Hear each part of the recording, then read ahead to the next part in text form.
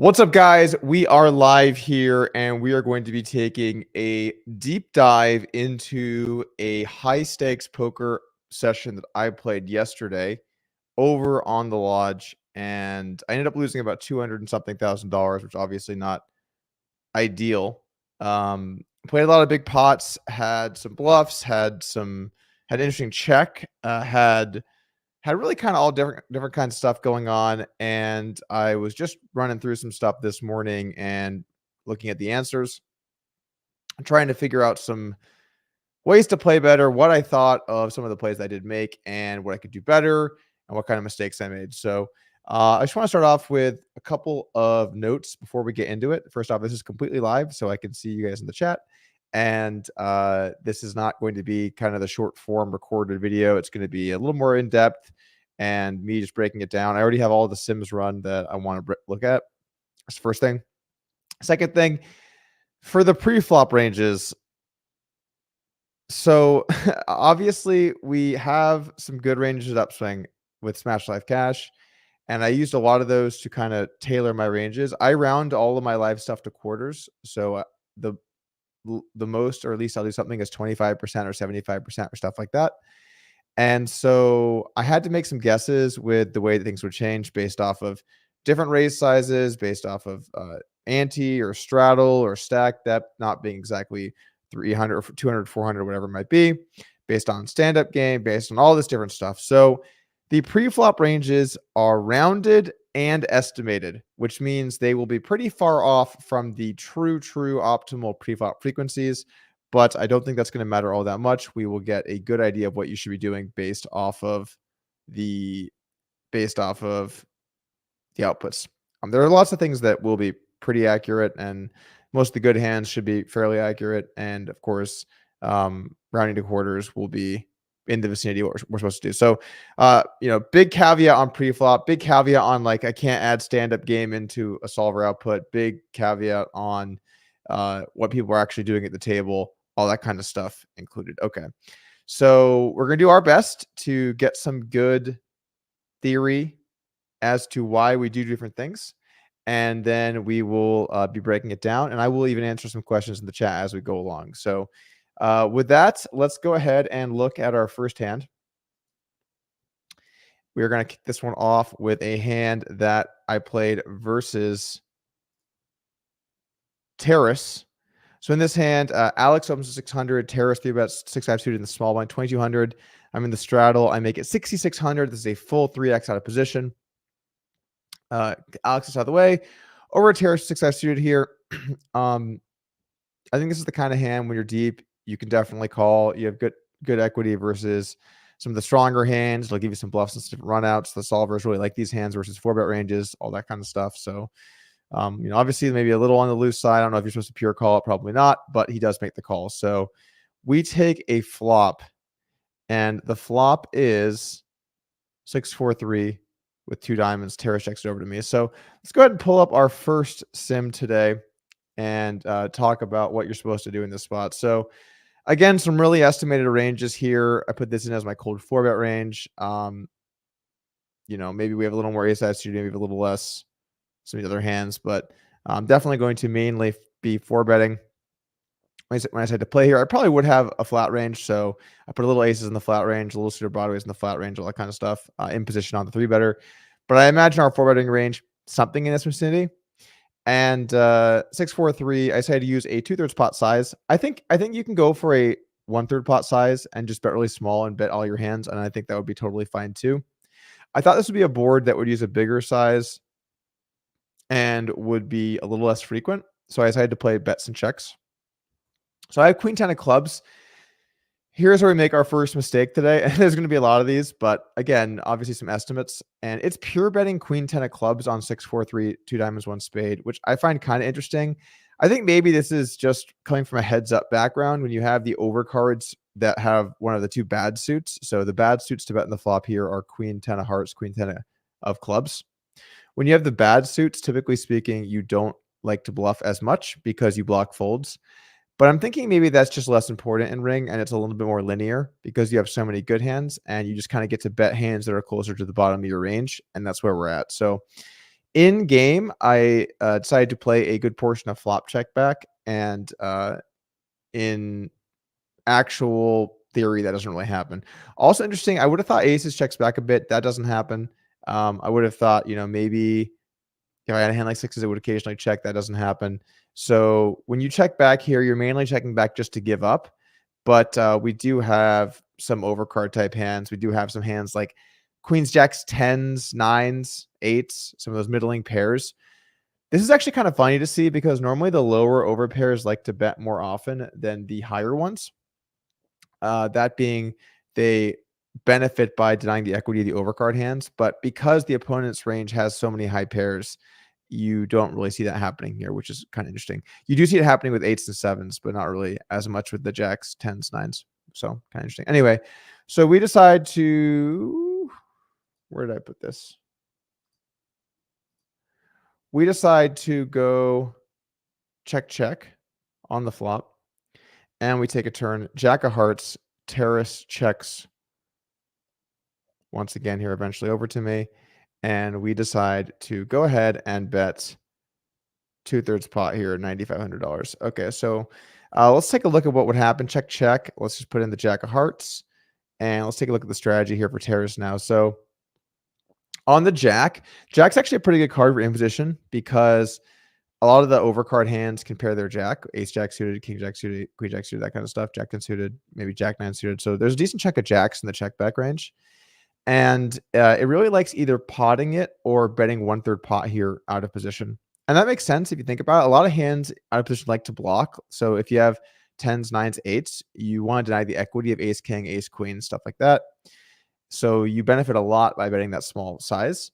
And then if you bet really big, you benefit a lot when you have hands like kings and queens, maybe a few of the sets, all the sets really getting in there occasionally, and some of your bluffs as well. So the way I would approach it in Terrace's shoes here is I would play single size. I don't know how Terrace is choosing to play this, but I'd probably go single size block in this spot in Terrace's shoes, and then split on the river. Anyway, Terrace does check. 6-5 suited. 6-5 suited actually always bets the turn, so he doesn't have 6-5 suited in the line that occurred. I think the logic with 6-5 suited is you get a good portion of hands that want to continue versus a bet. You unblock a lot of the hands that actually I don't think that's as relevant here. I am surprised to see 6-5 just doesn't check at all. Like betting makes sense because you have good equity versus the imposition's range, and block betting makes sense too. The bigger you go, the more you're beat when you're called. But it's a bit strange to me see always betting 6-5, whereas like pocket fives, we're checking half the time. So I don't mind Terrace's turn check. And if we compare the EV of the two, I think check and block are very, very similar EVs. So I think this is a totally fine check for Terrace on the turn. Terrace, you're probably watching this, I imagine, at some point down the road. But does prefer block. Okay, so he checks. So we don't really have queen 10 anymore. If we do have queen 10, we're basically always betting, and we're pretty much only using the size that I use, which is about 2/3 pot. So we're actually going to resolve this down to just using 2/3 pot in position. So we'll say that out of position is just playing block, and we'll say in position is just playing 2/3 pot. Build tree. Go. Okay. So check, and then you can see queen 10. If you do have queen 10 here, you are always betting it. So that's not really, the important part. The main bluffs that you actually would have here are hands like ace queen, king queen. You don't even have that much. Ace deuce, ace five. Hands like that are going to be your main bluffs. 10-9 if you check that back. A little bit more of those. Yeah. 8-7 makes sense. You check that more in the flop because you have some equity. You don't want to get raised off it. Anyway, so I like my turn bluff if I get to the turn, but again, should have been a flop check. Okay, so once I do bet, this is how Terrace responds. He actually folds a lot here, 54%. There's a lot of Jack X in the imposition range. Terrace should be putting in a decent chunk of check raises with hands like kings. King, queen of diamonds makes some sense, right? You got a good draw. When you check raise, you shouldn't get 3-bet that much. He goes to 28K when he does raise. And of course, his sets, if you check, do a lot of raising. The lower the set, the more you raise. And that's just a good general rule of thumb in poker, guys. Essentially, when you have a lower set, you typically like to raise at a higher frequency, and the higher the set, usually you trap more.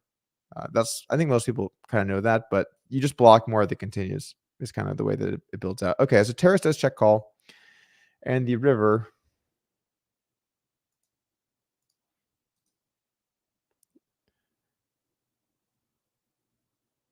Let's see here. The river is, I think it's the 4 hearts, if I recall. Eventually, Terrace is going to check call. I have on 2x speed, but some of these hands take a while, so even then, might be a little bit of waiting. Yeah, Terrace is ultimately going to check call here. Okay, does call. River is the 4 pairing the board. This is actually a pretty good card, I think, because the out of position player should not really have a 4. Specifically 4x, ace 4, sorry, specifically ace 4 suited, if he's calling that pre, and maybe 5-4 suited if he's going that low. I don't know if he is or not. But all in all, this is, I think, a relatively good card for in position. And I think here actually, and this is going to be a theme for today, but here you actually mainly do just jam if you want to bet. I decided to bet for 2/3 pot, and it doesn't like that. It likes just jamming. I mean, essentially, if we just zoom out, if you have the over pairs, you want to just jam and try and get value from Jack X. And if you're bluffing, obviously, you want more fold equity. You get to win the pot more often. And there's not that many hands at like my 2/3 pot size. So like when I bet 2/3 pot in game, I'm trying to basically say I have ace jack, king jack, queen jack. If I had that pre, which the solver recognizes, right? Because it likes those hands for 2/3 pot. So that's good. But I think it's more just thinking about the fact that I'm just likely to have queens or jacks in this spot. And so those hands like to jam. Whereas in my mind, I had less of these hands. So because I wouldn't check the middling over pairs quite as much, I picked a size that I think wasn't quite as good. I thought my value range was more Jack X based, and the solver actually thinks it's more queens and pocket jacks. So I think all in all, this one is relatively reasonable. I mean, if I do have queen 10 here, it is mainly betting, the size I bet. In fact, it always bets the size I bet, bets 2/3 pot, representing essentially queen jack, jack 10, queens, or really queen jack, jack 10, king queen. So I think this is a relatively well played hand, with the exception of my hand doesn't really like flop check, but I feel pretty good about the line overall. When Terrace faces this bet, he is supposed to check jam 14% of the time. Now, if you resolve this and give me just one size on the river, which I think is important because I'm playing single size 67 here, for better or worse, we can see what happens. So I bet 2/3 pot, and if I do bet 2/3 pot, my hand would always bet my hand specifically likes that size, so I think it's good. But anyway, so Terrace's response in this situation, in game, I thought he should raise 6-5 suited. It's actually not true. He prefers raising when he has ace 5 suited, maybe blocking 4x, blocking 5-4 suited, blocking ace 4 suited. Ace 5 of clubs likes raising, ace 5 of spades likes raising.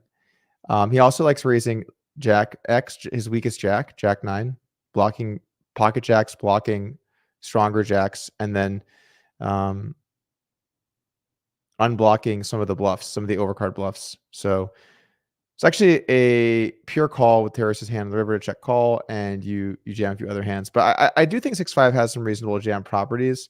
And if we look at the EV of jam, it's pretty close to call. So I think when you have on paired boards, the pair blocker plus the straight blocker, if you can't have counterfeit 2 pairs, right? Because you can't have those here. I think these are nice candidates just to kind of choose in general. Anyway, Terrace ended up making the call, and that was the first pot that we lost today. But I think this one is, again, overall relatively well played. By the way, guys in the chat, thank you for tuning in. What's up, Echoes? Good to see you, man.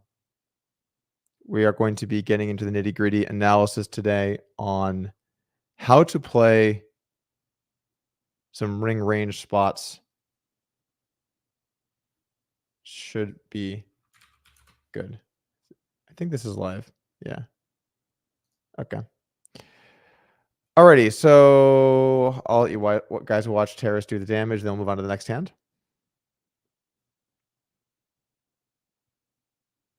Not a fun spot for Terrace, right? Obviously, he recognizes he loses to Jack X, and maybe some kind of trapped hand on the flop. But I think he's going to mainly be concerned to Ace Jack, King Jack, Queen Jack, Jack 10. Those hands are all at least pretty likely. I mean, if I'm checking back Queen 10, I'm going to have lots of Jack X hands to check back to. So I think, yeah,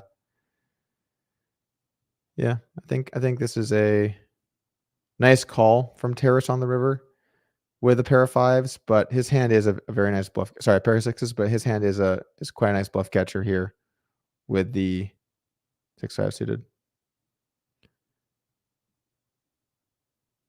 Makes the call. Gets the good news. Okay. Let's move on to what was probably the most talked about hand of the stream. It wasn't probably, it was definitely the most talked about hand of the stream. It's going to be the pocket tens hand, and the pocket tens hand is going to have some weird stuff that I think is kind of cool, and we're going to have to talk about. Okay, it's not this hand, it's the next hand, I think.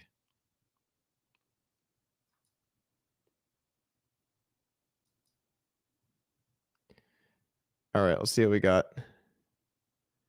If you watched the stream last night, you're going to know the hand, because this is probably the most interesting hand of the stream. Nope, not this one. This one after. Wait, was it a couple after? Or I thought it was close.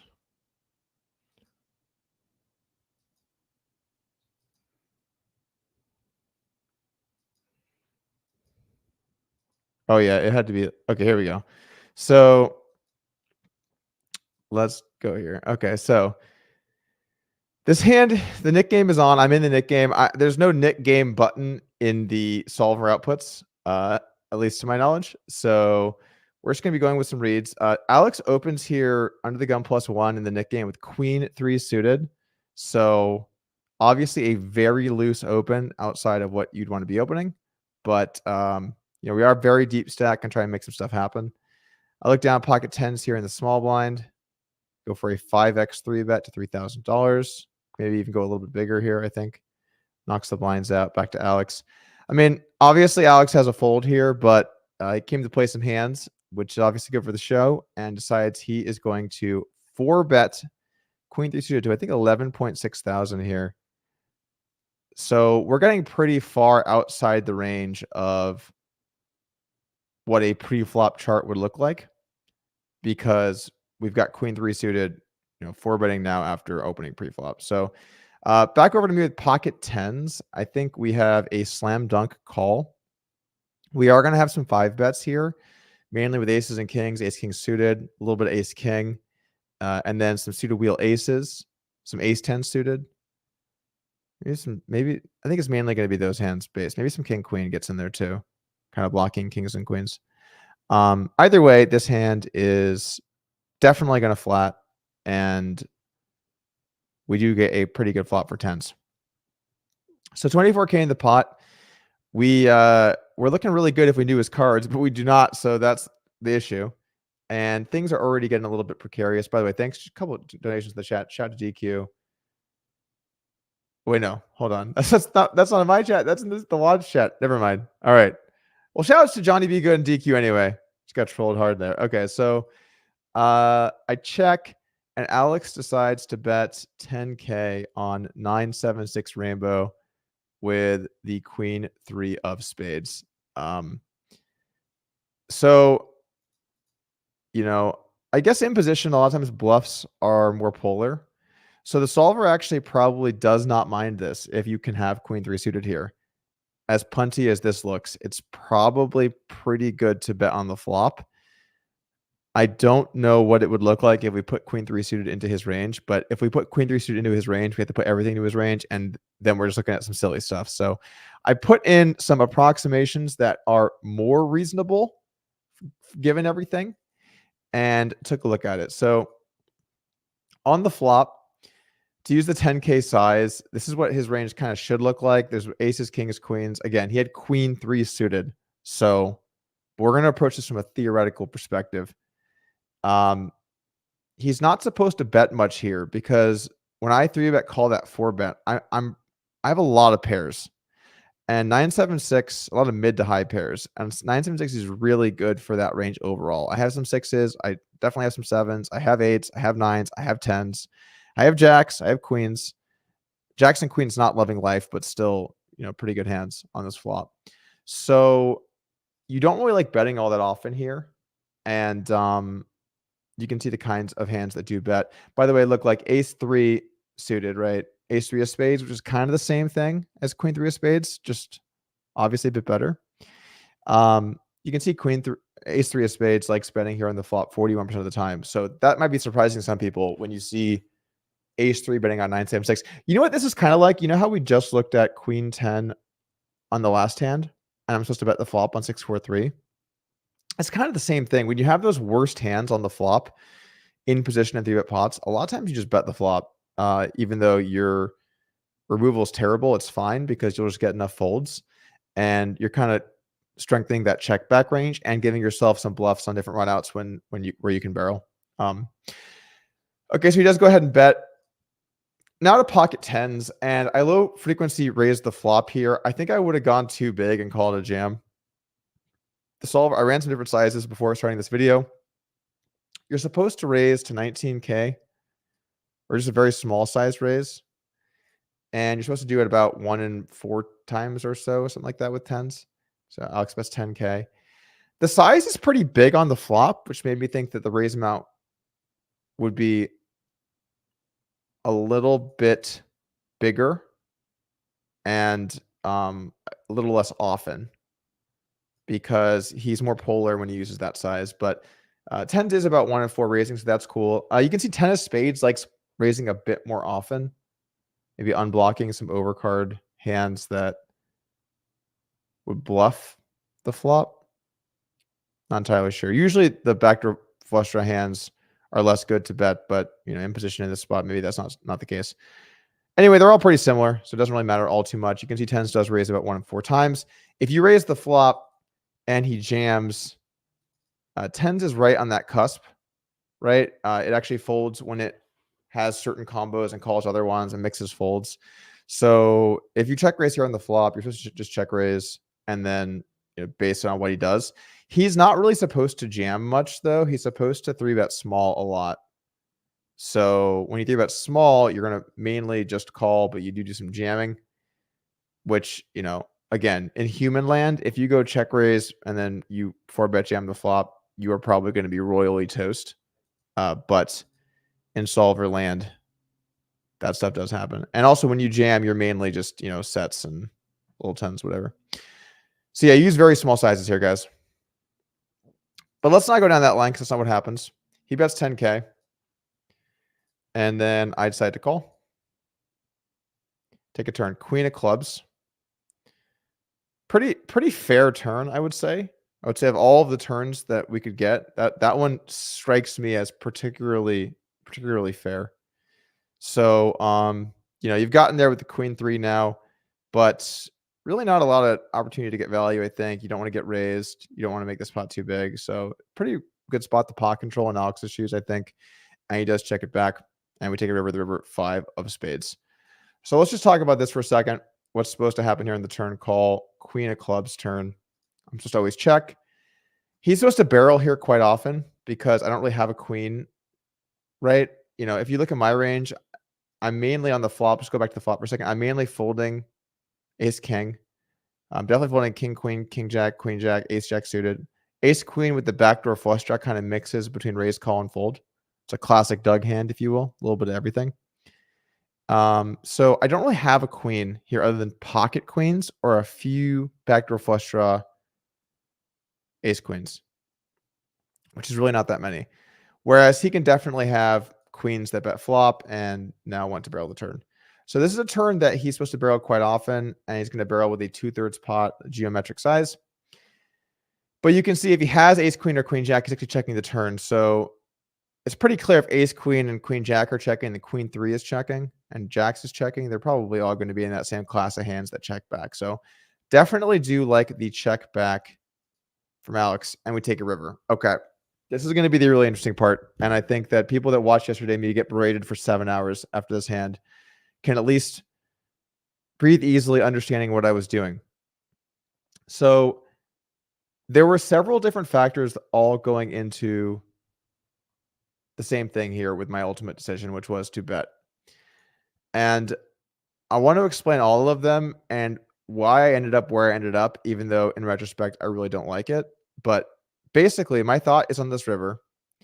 If I think about all of my hands, given the fact I called a 4x4 bet and check called a 42% flop bet, I'm actually pretty close to the bottom of my range here with tens.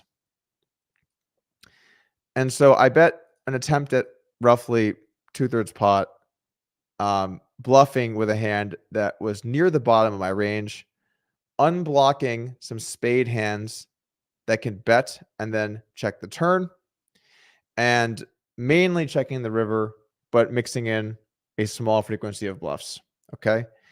If we go to the solver, that is what the solver does. It does a small frequency of tens bluffing. It actually likes having 10 of diamonds, 10 of clubs. Okay. So my hand makes some sense too. So it really likes bluffing with my combo of tens. But here is where I fucked up. I think I'm too used to the heads up ranges where straights are still kind of common here. He does not really have an 8. Now, I know you saw he has queen 3 here, so you could argue he definitely has an 8. And I'm going to go ahead and agree with you. But if he has queen 3, he has all kinds of not 8s. And if he has a standard normal range, he doesn't have an 8. So tens likes bluffing here. And my combo of tens really likes bluffing here. But my size is stupid. I need to jam. It feels weird in those spots jamming. And the reason I did not bet something really big is in a lot of spots I've looked at heads up, you very rarely use jam in the 4 straight spots as an overbet jam, because usually both players have a chunk of the 8. And if you jam, you can only value jam an 8 because you get called by an 8 so often. And so the solver prefers these small sizes, or maybe 2/3 pot, or maybe even pot. But in this spot, I can absolutely jam a set of 9s or 7s or 6s, or even 2 pair. I can clearly value jam all of those because he does not really have an 8. So in my mind, I'm thinking I'm around the bottom of my range. I unblock a lot of folds. I have a nice combo for bluffing. I'm going to bluff. This is a straight board. I can't use really big sizes because of the straights, and so I bluffed. That was all pretty good, except for missing the point on, because we're playing fucking full ring, and this is a 4x4 bet from early position, his range does not really have 8x, and I should be shipping it in. So I'm actually pretty happy to see this. I really felt like tens was a bet, and it is a bet, and this combo likes betting, but I just donked it up and should have jammed. And I think the big takeaway here in my shoes is when I'm playing full ring, I need to kind of override some heads up things that I think about and much more heavily focus on pre-flop, because in spots where players like what hands 4-bet with an 8, right? You don't like 4-bet with an 8 in full ring. Like ace-8 suited doesn't like 4-betting that much. 8-7 suited doesn't like it. 9-8 suited doesn't like it. Those hands all might occasionally get in there, but you just don't really 4-bet an 8. So because he doesn't really have an 8, my size should be jam. I can jam sets. I can jam straights. This was actually a smart combo selection, but a stupid size. If I have ace king, I also jam here on the river, unless I have a club. Unless I have the ace of spades, doesn't like jamming with that one. Probably because you block folds, because you don't block calls, because you unblock calls. Yeah.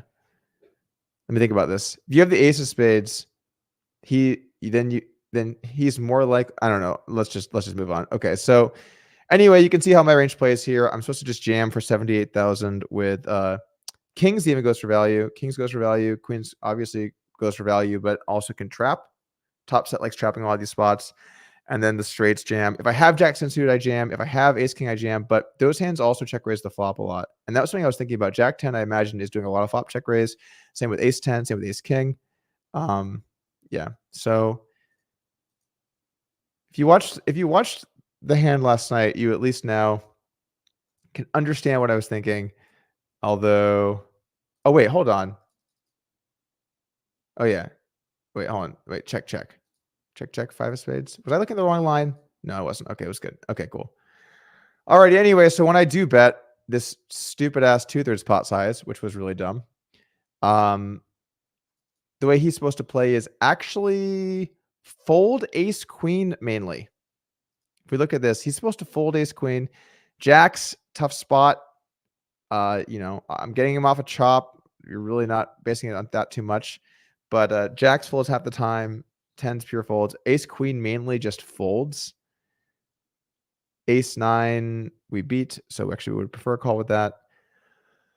Likes raising queen jack, kings calls, aces jams.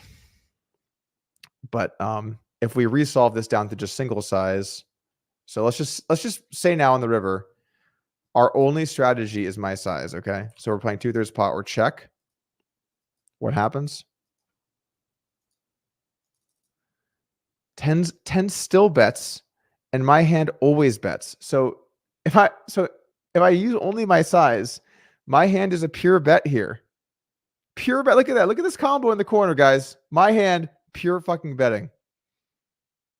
Just so good to be alive.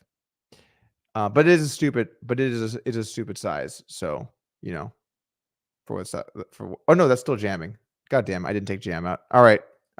Stop. Let's see. It's gonna be wrong now. Watch. Yeah, now it pure checks. Okay. All right. So, you know, roll that one back. We're just a little bit too high if we use that size. So definitely a mistake to bet this small, but you can understand why, and you can understand the combo. That like, okay, so when I do bet 2/3 pot, ace queen now mainly calls, jack's pure folds, 10's pure folds, ace 9 jams. That kind of makes sense because you block 9/8. Block 9/8, yeah. 10/9 likes jamming. Has a couple eights, but not really. These hands are all not very liquid, which doesn't matter too much. Okay. All right. I think we've kind of beaten this one to death. Let's go ahead and move on. Let's move on to the next hand here, which was exit this. Never going to look at this stupid hand again. Okay, so this one. I wish I thought of jamming in the moment. Just sometimes it's just too hard. Okay, next one was a hand I played. I flopped top set, but we're not going to look at that because it wasn't very interesting. I just bet twice and he folded. Okay, so this is our next hand we're going to look at. Here we have ace queen suited, bulldog raises under the gun, worse, or under the gun +1, something like that. We have the straddle and double straddle on. He makes 1,200. I make it 5,000 with ace queen of hearts. Bulldog calls, and we get queen at 9/8. Just a very reasonable, great flop. Just the kind of flop where you're just happy to be alive, if you ask me. Anyway, so what do we do in the flop? And here we're going to enter another Doug makes mistakes territory. So on flops like this, on straight flops, when we're on really deep stacked on middling boards, I tend to play range check. But in ring, you actually don't like this. In ring, you have way more of the sets than he does because he's going to have the lower pairs. You have the over pairs. You have the strong queens. I'm actually supposed to bet this flop quite a lot, which surprised me because guess what? I am a heads up player. Now, I would imagine that this board gets bet way more than like queen 10/8 with a flush draw and heads up. But I'm just letting you know I played range check, which was a mistake and something to learn from, that you actually do 1/3 pot here or check. But I played range check. Okay, anyway, so check.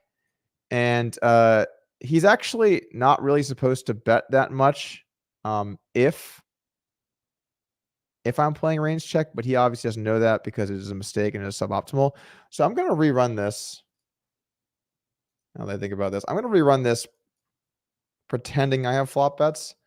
because otherwise it's just going to become kind of silly with the outputs, because he's obviously anticipating I play flop bets, and that will change the outputs. So we're going to base our results around what you're supposed to do, not me being a donk. By the way, a couple shots in the chat. Appreciate you guys tuning in. Isaac Foss, Sander, David D, Nihai. Thank you, Isaac. I tried to handle the situation the best I can. By the way, I'm also, while we get this going, I'm also doing a AMA over on Reddit. If you want to check it out, I'm answering any and all questions people that they have. You can head over here, including this creepy, weird image of, I don't know, was that me and Ivy and Tom Dwan? What am I looking at? What am I looking at right now? I guess if I was going to be any of these, I guess I like the one I got to be. Really, I'm just glad I'm not Dom Twan. That seems not good for anyone. Yeah, what happened here? I'd like to know what kind of drugs someone was on when they came up with this, you know? What kind of drugs were going on for this? There's really just no way to know. Also, while we let the sim run, I, of course, have to let you guys know this is the last day to get the NBOSS system, which is a 40-hour course from myself and my heads-up coach, Fabian Adler, and also receive the $500 course Inside the Arena live heads-up training, how I approach my $100,000 heads-up challenge for free. It's over 50 hours if you get both courses. This course costs $9.99, and it is a $500 add-on course for free if you buy today. That ends at the end of today. Also, just something to think about. You know, we pride ourselves in the way that we operate our business. If you buy the course, you're like, you know what, I don't like this, happy to send you your money back. No problems, no questions asked.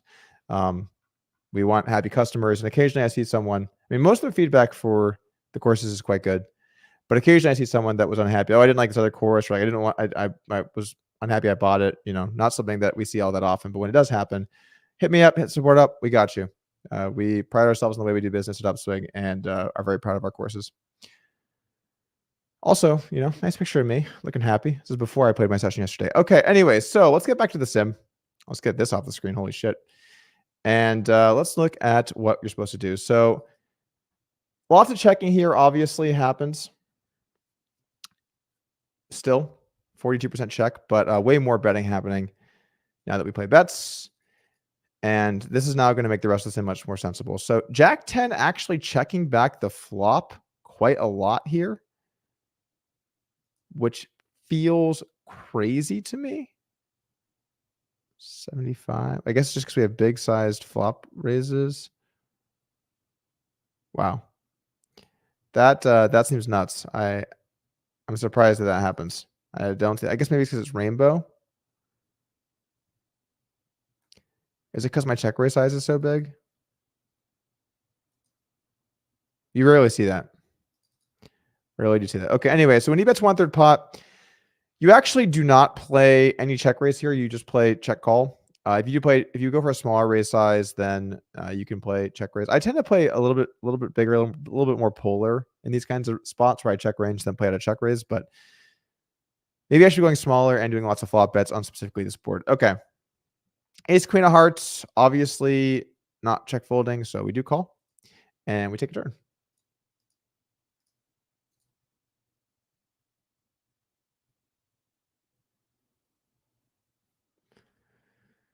Check call 3,400, 10 of spades on the turn. Check, and Bulldog checks back, and the 5 of spades in the river. We'll just go ahead and run this through, and then we will talk about it. Bulldog with a straight here after check on the turn, bets 10K, and now the question, what do we do? So, a couple thoughts about this hand. So, in the hand, I think I even said like Queen Jack and Jack 10 makes sense.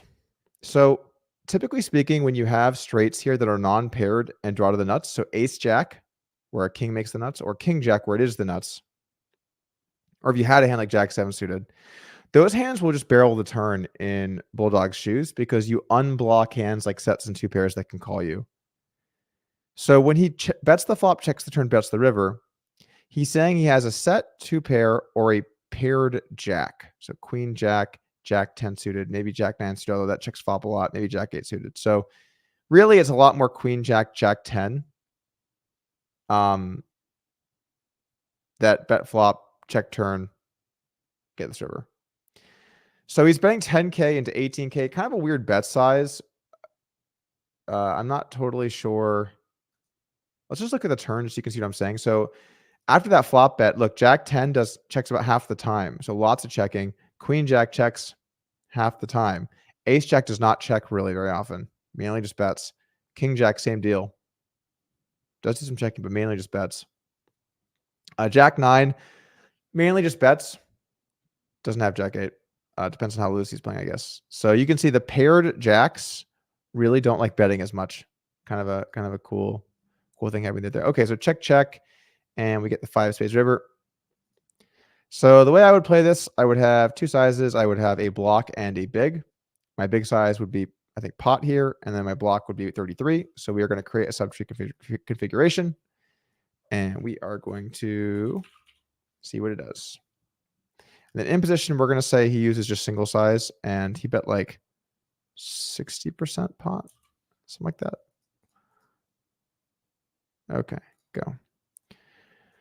Here's what you're supposed to do in the big blind. Ace queen of hearts is a pure check, but you're actually almost getting into value bet territory with ace queen. Aces and kings actually do like to block the river, trying to get value from a queen, which is a little bit surprising to me because you block ace queen, king queen, and those seem like your main candidates you're going for with a block. But I guess you also get some calls from some ace 10, some ace 9, some ace 8. Yeah, ace queen, some king queen suited. Very close with those hands, I imagine. Top set, chunk of checking or potting it. The sets actually like the big size or check, which is kind of interesting to me. I guess the idea is you're more polar. The opponent's more polar when you have a set in these spots. Two pairs like block. And if you have a straight, you do a little bit of everything. You can see that the paired straights like to block, and the non-paired straights like to bet big or check more. So some similar themes happening here to on the turn. Anyway, if I do check and Bulldog bets 10K, you can see this is range to bet 10K, assuming he plays single size. He's betting any set, any two pair, any straight. Yep. Okay. And then back over to me with ace queen. You are pure calling ace queen of hearts. Ace queen of spades likes raising because queen jack non-backdoor flush bets more on the flop. Not entirely sure on that one. But I would have thought that kings was more your bluff candidate here, but it actually likes aces, which is kind of interesting. Ace 10 actually feels like a nice bluff because you block jack 10. Ace, yeah, that makes sense to me. I'm surprised why it likes aces and kings. Typically on the straight boards, it likes the overpair that blocks the nuts, and he does bet check some nuts here, so I'm surprised to see it not getting in there for check raise. Yeah. Okay, so also, you have two sizes here, which is kind of fun. You have an all-in size, which is the nuts, and a little king queen, and then you have a small size, which is aces or the straight. Anyway, ace queen, pure call. So I feel good about this one. I feel like I played that one well. Okay. Alrighty, let's look at the next one. I'm actually pretty happy about the session, guys, because when you lose a lot of money, you're like, oh Jesus, did I just like punt? And then as I ran through them, I'm like, actually, these are pretty reasonable, I think. Who knows? Okay, next one. This is another great one. This is another great one. Let's find it.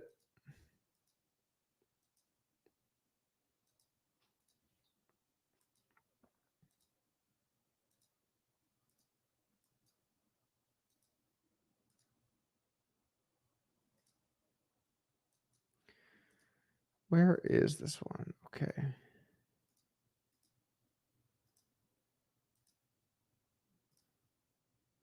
thought it was before this. This seems like it's too late.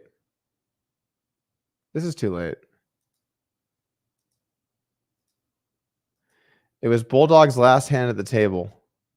So you got to put your last hand rages in.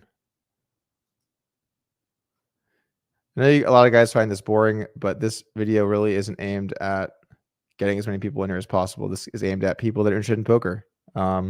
If you want to learn how to play poker at a high level, just throwing some free content your way and promoting my course and just giving you some value. If you're not interested in it, hopefully you can learn a thing or two from today. And if not, no sweat. Okay, this is going to be the next hand. So we see Bulldog. This is the last hand. Opens up ace-6, 8-6 suited. I don't think I'm +1, 600. This hand, actually, I managed to get some more accurate pre-flop ranges because it's kind of a more simple spot. We 3-bet ace-queen. Bulldog calls. Take a flop. Queen 8-3. So we've got him drawing pretty thin here on the flop. 6,300 out there. And we start off with what do we do on the flop? So I use really small sizes on these boards. This is a different board. I use really small sizes on these kinds of boards. I use a 25% pop bet. You can actually almost bet range here. I'm playing checks, so I would not bet range here. I would sometimes be checking my hand and checking all these hands. I play a small size mixed strategy on these boards, but yeah, mainly bet my hand. Makes sense. So I go ahead and bet. And this hand's going to go off the rails because we bet 1,600 into 6,300. And Bulldog decides he is going to raise. Now, I think what Bulldog is thinking here, besides like, I want to go get dinner and I'd like to win this pot, I think what he's thinking is, if I raise this, it's going to be his worst 8, right? He can't have, oh, you can't see his cards, can you? Has it been like that the whole time? Oh my God. You guys don't see their cards? Actually, that's kind of nice because you can't see it. Anyway, whatever. Oh, it's because I went full screen. I see. That's fine. So anyway, so Queen 8-3, all hearts. When Bulldog raises here, I think this is going to be his worst 8. And I think what he's doing is, if he has a set, he's going to want to raise and barrel. And so he wants to have some hands that can bluff if the board pairs, and he can just barrel off and block boats. And he also maybe wants to have some hands where if another heart comes in, he can rep saying he has the nut flush. Would be a dangerous thing to do in this particular hand because I have the ace of hearts. But I think that's what he's going for. So the problem is his raise size just doesn't really happen. If we look at what you would raise here in position, it just doesn't really raise. I mean, you raise a little bit of some hands, ace deuce of hearts for ace jack of hearts and an 8-6 of clubs. So, you know, maybe just razor sharp here, repping the bottom set. Maybe the going to dinner raise. I don't know. But when you only have to raise 2% of the time on the flop, you really just don't have to do this. He can just play call or fold. But if you do want to raise, 8-6 is actually a really nice hand to raise because you can bluff on some runouts, and solver says it is good. You unblock a bunch of stuff. So yeah, maybe super sharp from Bulldog here. Who knows? Okay, so he raises. Back to me. I'm going to play pure call in the spot. Basically, when you face a large raise on monotone boards, you do not need to play bet 3-bet. And if I did bet 3-bet, I would go very small size, which solver doesn't like. So maybe if I made this bigger, it would like it more. We are quite deep. I don't know. I mean, when raises get big and I'm out of position, I tend to just kind of defend my range at a call, which is definitely fine. And we do decide to call. Excuse me. Okay, so think it over, make the call, take a turn. Super reasonable turn. The offsuit 6. He's almost smiling as he sees the 6. Son of a bitch. Yeah, very fair, reasonable, balanced turn here. I think it's you know, seems fair to everybody. Anyway, so what do we think now? Bulldog now thinks it over and decides to go over bet, which I just don't think you can really do here. I think if you start over betting, it becomes really hard to bluff. I have all of my good hands from the flop. And I mean, maybe I'm wrong here, and it's not that big an overbet. It's like 125% pot. I'm gonna create a subtree in a second, but if I call and the turn is a 6 and I check, it mainly pots it. Maybe overbet's good actually. Ooh, is this another razor? Is this a razor sharp? Is this razor sharp here? Let's see what the imposition value would be. Taking a subtree with 125, 1096. But does this hand actually bet for that size? 1096. Yeah, it's better to pot it. Yeah, pot value is higher. So this is I think a little bit spewy to bet this big. Your strategy doesn't actually prefer this size. Okay, so not great. And then this hand actually never bets. It's just not. Oh wait, hold on. Is this right? This looks wrong. Oh, proportional to weight. Duh. Yeah, this hand never bets. It's just too thin for this size. So you're actually making like a reasonable sized EV mistake, I think, by betting this. Not totally sure. Yeah. Yeah, you're losing money betting this because I'm trapping the flop with everything. So I have flushes, I have sets, I have all this stuff, and we're in a line that has very few raises, so it doesn't matter that much. Thank you, Wayne Chang Poker. $10 donation. IQ went up 6 points. Here's some rake back. Just good to get the rake back. So $10 down, 199,990 to go. Do appreciate that. Yeah, this is just too thin, basically. Unless you think I'm just gonna station with a bunch of hands, but it's just too thin. Anyway, he does bet. Over to me. What do I do here? I actually play a lot of raises here now. I spring the trap. This happens in a lot of spots where geometric sizes end up getting preferred or small raises become preferred. I think in this spot, I'm going to rerun the size. I'm pretty sure it likes the geo. Is that right? Check bet. No, it likes the 33. So yeah, it just likes a really small check raise size in the turn, setting up river jam with my flushes and with some overcard hands. Again, he has so few hands here that it's kind of like, you know, doesn't mean all that much. Also likes check raising top set, trying to get value from lower sets, deny some equity from the bluffs.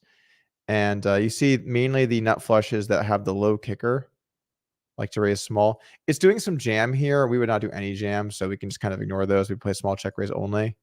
So I'm actually going to make it like this. Bet. If I play small check raise, yeah. So all your nut flushes are mainly raising. If you have the ones with the stronger kickers, like the Jack 10-9, then you do more calling to trap, and the low ones barrel. This is something we see all over the place. And when you got that ace of hearts, it's time to put on some heat. Check raise the flop. Sorry, check raise the turn, and I imagine we got some river jam coming up. But we actually have the ace, queen, ace of hearts. So we don't raise this hand ever. I mean, it makes sense. If I raise here, I'm turning my hand into a bluff with top pair, top kicker. So you really just have to call the turn, which we do call. And we take a river.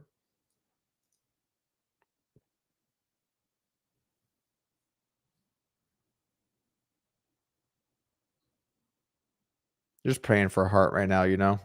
Just praying. 5 of clubs goes check, check. So what do we think about the river? I heard some people talking about river. I haven't even looked at it yet. I'm almost positive he's supposed to check. People really thought he was supposed to bet here. 8-6. Yeah, you always check. It's way too thin to bet river. So definitely a standard to check, check river. If he does bet, he's supposed to jam. And basically just have the nut flush, you know, ace, deuce of hearts. Again, you can kind of just discontinue this line. It's so rare, but yeah. So, interestingly, sharp flop raise from Bulldog, but I do think you're supposed to not have, just play calls fine. And then turn bet way too thin. And we played our hand good. So that was a good one.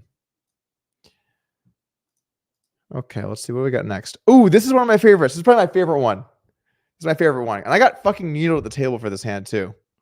All right. So let's take a look at this hand. That hand is a little loose pretty, but post up standard. Okay, let's see here. Oh, this hand sucked. This hand I didn't cover today. I check raise flop, barrel turn. Super fair turn, by the way. And and check folded river. It's too hard to get the pre-flop ranges. And they could be way off based on what you're supposed to do. So I didn't even run it. Too hard to get the range. Okay, so watch this hand. This one's really good. Okay, this hand's gonna be crazy to some people, I think. So let's start it off.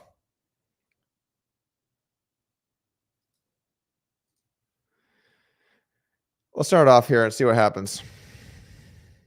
I like I'm wearing the same hoodie. You can tell it's been a long night. All right, so playing the Nick game does matter a bit here, but the pocket's so big it doesn't really matter all that much. More matters for preflop, I think. Mariano opens the button, king 3. Rampage 3 bets the big blind, king queen suited. We look down ace jack suited here in the straddle. We 4-bet with it. We did just 4-bet at queen 10 off, which shouldn't have been in my range in that one, but you know, so maybe we're a little wider than we should be for the sim, but this is definitely getting in there primarily with a reasonable chunk of flatting. We are still in the Nick game, so we're trying to get out, which should loosen ranges up. So it makes it a little more reasonable. Okay. 10-8-8, 2 spades, rampage checks, and now what do we do? I went for range bet here for about 1/4 pot, which is good or not? No, don't range bet this. I don't believe. Yeah, you play checks here. I guess it's just too high of a paired board to play range bet. Wait, what the hell? I'm gonna make this like this. Actually, I'm not gonna resolve this. Yeah, so you're supposed to play checks. You're probably a reasonable size mistake too to not play checks, because there's a lot of checking happening here. So this is just a mistake of the flop. But yeah, I did it. Okay. Anyway, so now first is a bet with king queen of spades. Rampage is supposed to mix between raising small and calling. Decided to call, which is fine. Take a turn.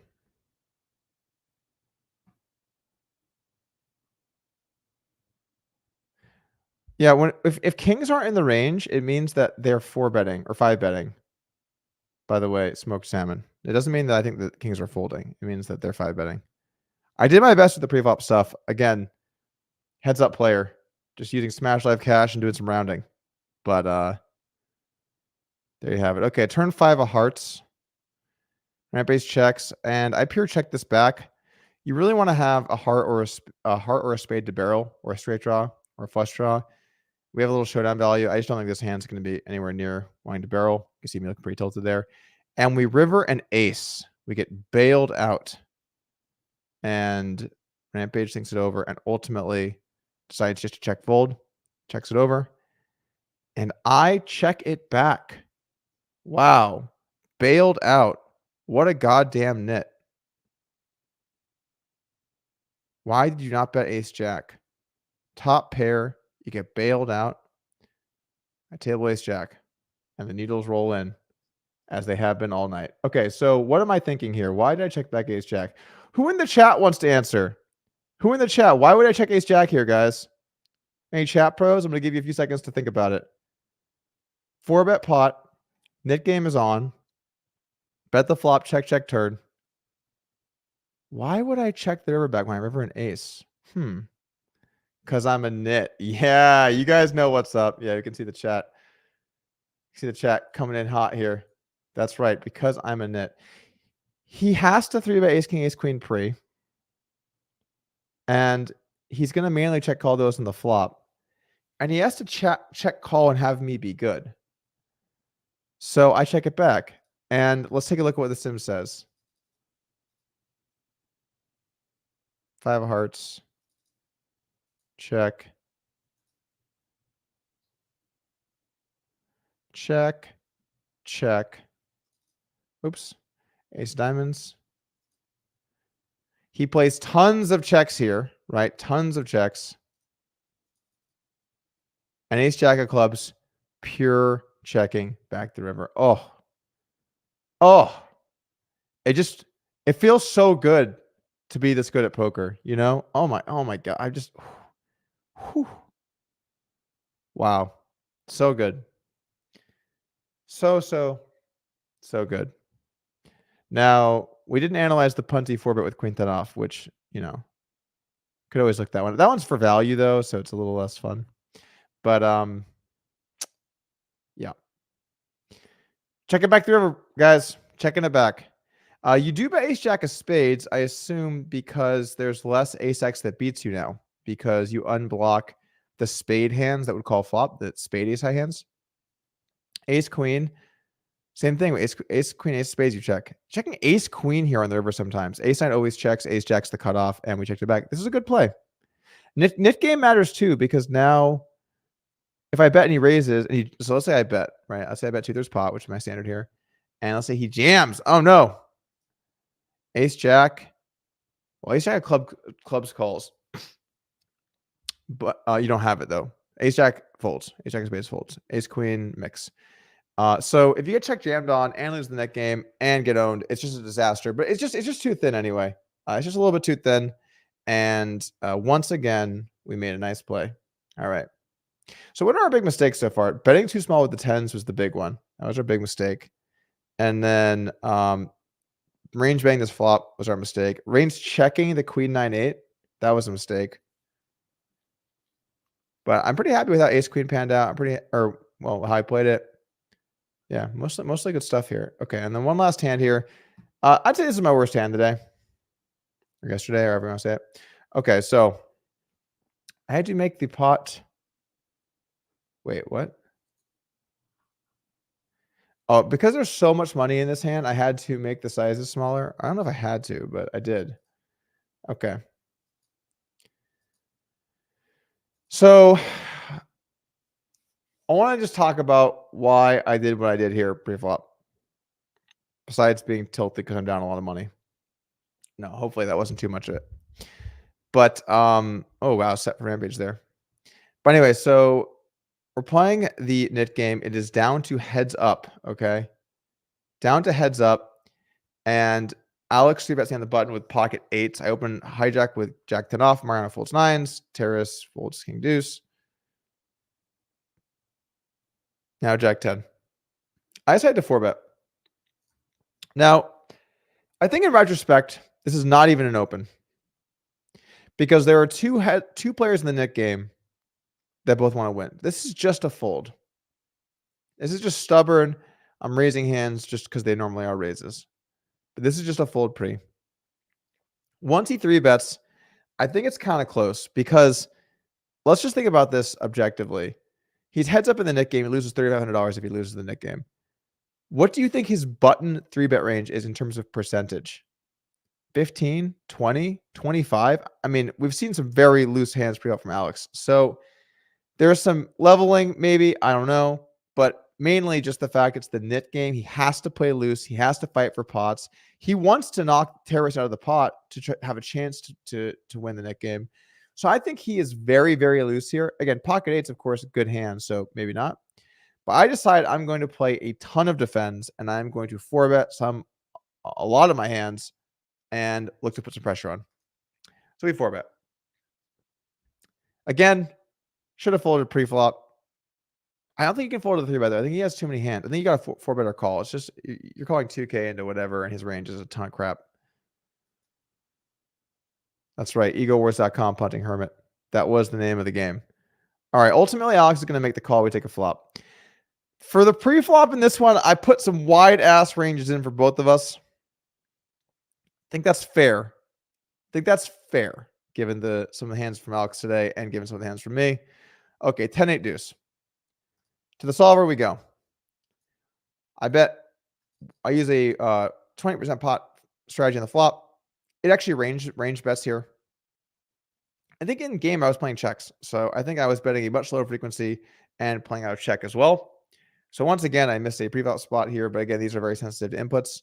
Regardless, it actually likes range betting for the size because we both have so many hands. I put this in for his range. I think this is pretty reasonable, guys. Honestly, I didn't even put queen 3 in there. So you could argue this is too tight. Okay. So I bet 50. Alex decides to just call. Take a turn.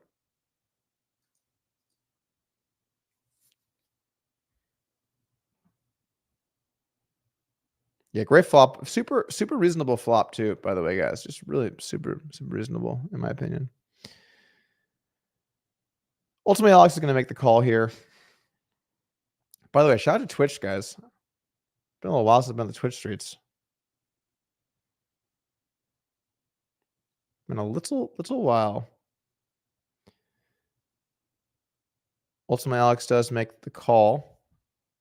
Loving life. By the way, heads up in the Nick game and flops is set. Just life is good. All right. Offsuit 6 on the turn. So now, I guess like in this spot when the flush is on board and one straight completes, I'm not sure if it's you generally prefer 2/3 pot or 1/3 pot.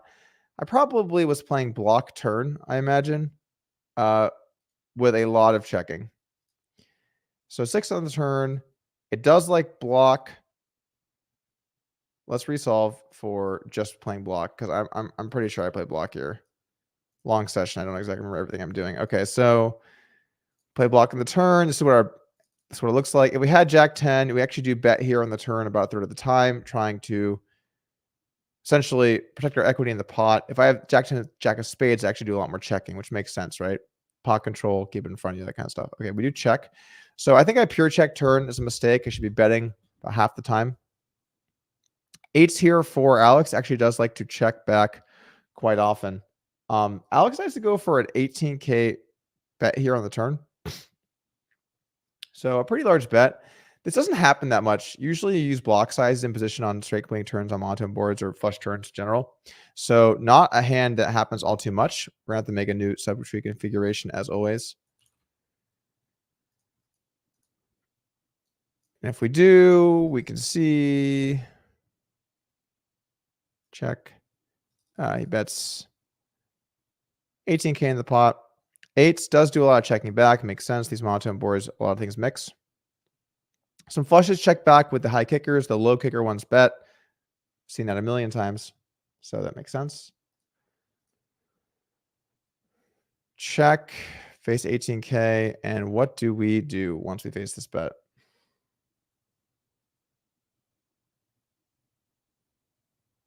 We hate life, guys. We hate life when we face this bet on the turn. All right. So what are we heading back over? 18K. And if we do have the Jack 10 off here, we pure call it. So that's at least something. Jack 10 turning into a raise seems kind of insane. The way I'd play this turn, I would check raise small and use some high spade hands and my flushes, especially my weak kicker ones. And I guess here it uses the ones that unconnected the board. So ace, king, ace, queen, ace, 3, ace, deuce. And then when you have the ace, 9, ace, 7, ace, 6, those ones prefer call. Not ace, 6, I guess. Anyway, I do check call Jack 10. I have top pair. I think there's a lot of hands I can beat. And we take a river.